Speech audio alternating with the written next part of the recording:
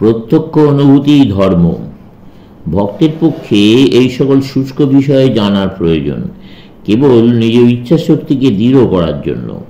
এতদ্ ব্যতীত উহাদের আর কোনো উপযোগিতা নেই, কারণ তিনি এমন এক পথে চলিয়াছেন যাহা শীঘ্রই তাকে যুক্তির অস্পষ্ট ও চিত্তচঞ্চলকারী রাজ্যের সীমা ছাড়াইয়া প্রত্যক্ষ অনুভূতির রাজ্যে লইয়া যাইবে।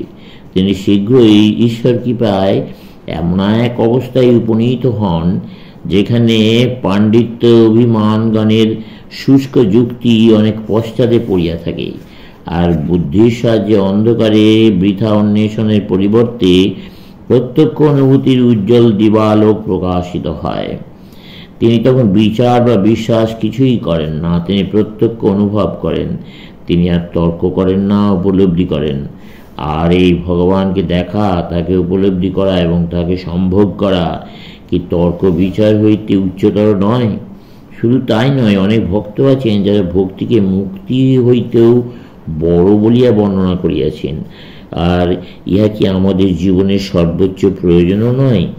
এমন লোক জগতে আছেন, তাহাদের সংখ্যাও অনেক, যারা স্থির সিদ্ধান্ত করিয়াছেন যাহা কিছু মানুষকে শারীরিক সুখ দিতে পারে তাহারই বাস্তবিক প্রয়োজন ও উপকারিতা আছে।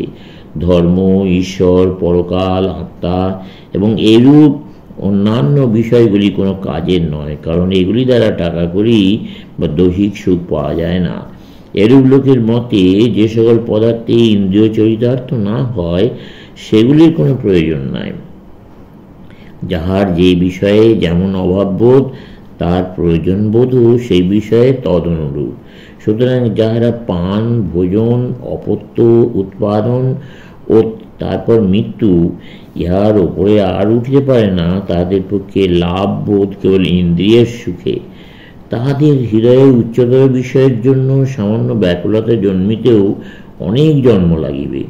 কিন্তু যাহাদের নিকট আত্মার উন্নতি সাধন ঐহিক জীবনের ক্ষণিক সুখ অপেক্ষা অধিকতর মূল্যবান বোধ হয়, যাহাদের চোখে ইন্দ্রিয় পরিতৃপ্তি কেবল অবোধ শিশুর ক্রীড়ার মতো মনে হয়, তাহাদের নিকট ভগবান ও ভগবৎ প্রেমই মানব জীবনের সর্বোচ্চ ও একমাত্র প্রয়োজন বলিয়া বিবেচিত হয়। ঈশ্বর ইচ্ছায় এই ঘোর ভোগলিপ্সাপূর্ণ জগতে এইরূপ মানুষ এখনো কয়েকজন জীবিত আছেন। পূর্বেই বলিয়াছি, ভক্তি পরা ও গৌণী এই দুই ভাগে বিভক্ত। গৌণী অর্থাৎ সাধন ভক্তি, পরা ভক্তি উহারই পূর্ণ বা চরম অবস্থা।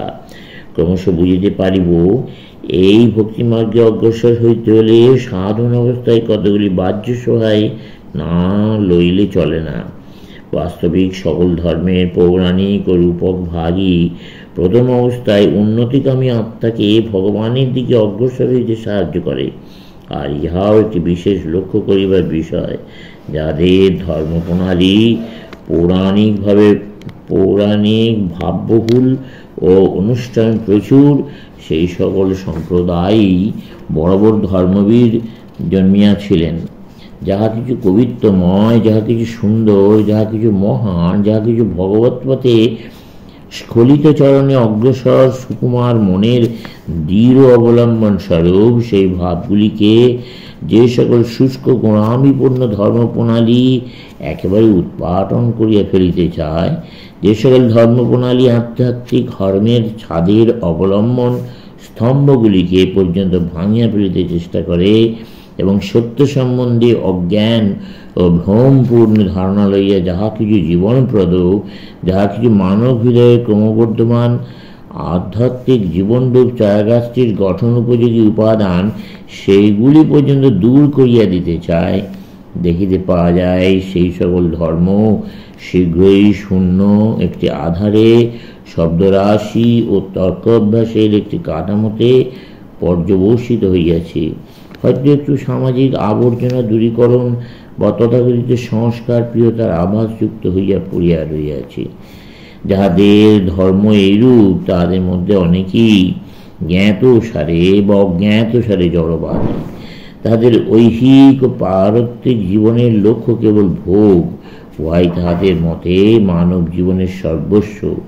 মানুষের ঐহিক স্বাচ্ছন্দ্যের জন্য অভিপ্রেত রাস্তাঘাট পরিষ্কার রাখা, প্রভৃতি কার্যই ইহাদের মতে মানব জীবনের সর্বস্ব।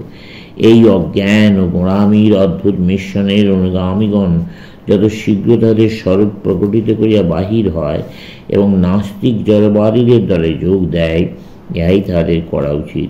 ততই সংসারের মঙ্গল। এক বিন্দু ধর্মানুষ্ঠান ও অপরোক্ষ অনুভূতি, রাশি রাশি বাক প্রপঞ্চ ও মূর্খ সুলভ ভাবোচ্ছ্বাস অপেক্ষা শস্যগুণে শ্রেষ্ঠ। অজ্ঞান ও গোঁড়ামির এই শুষ্ক ধূলিময় ক্ষেত্রে মাত্র একজন অমিত তেজে ধর্মবীর জন্মিয়াছেন। দেখাও তো, না পারো চুপ করিয়া থাকো। হৃদয়ের দরজা জানলা খুলিয়া দাও, সত্যের বিমল আলোক প্রবেশ করুক। তত্ত্বদর্শী সেই ভারতীয় সাধুগণের পদতলে বালকের ন্যায় বসিয়া শোনো, তাঁহারা কি বলিতেছেন। সমাপ্ত।